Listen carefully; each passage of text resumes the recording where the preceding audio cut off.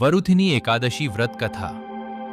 वैशाख मास के कृष्ण पक्ष की एकादशी को वरुथिनी एकादशी कहा जाता है। ये एकादशी बहुत ही पुण्यदायी और पापों का नाश करने वाली मानी जाती है। इस व्रत को करने से मनुष्य को सौभाग्य, सुख और भगवान विष्णु की कृपा प्राप्त होती है।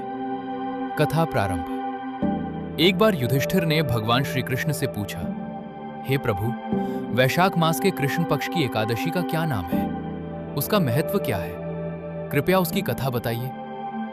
तब भगवान श्री कृष्ण बोले, हे धर्मराज, वैशाख कृष्ण पक्ष की एकादशी को वरुथिनी एकादशी कहते हैं। ये एकादशी अत्यंत पुण्य देने वाली है। इसका व्रत करने से मनुष्य के सभी पाप नष्ट हो जाते हैं और मोक्ष की प्राप्ति होती है।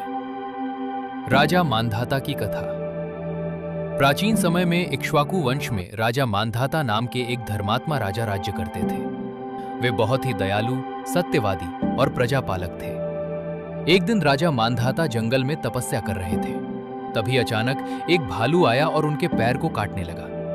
राजा ध्यान में लीन थे, इसलिए उन्हें इसका पता नहीं चला। जब ध्यान समाप्त हुआ तो उन्होंने देखा कि उनका पैर घायल हो चुका है। राजा बहुत दुखी हुए और भगवान से प्रार्थना करने लगे। तभी आकाशवाणी हुई, हे राजन, आप वरुथिनी एकादशी का व्रत करें। इससे आपके सभी दुख दूर हो जाएंगे। राजा मांधाता ने श्रद्धा और भक्ति से वरुथिनी एकादशी का व्रत किया। व्रत के प्रभाव से उनका पैर ठीक हो गया और उन्हें पुनः सुख समृद्धि प्राप्त हुई। वरुथिनी एकादशी का महत्व।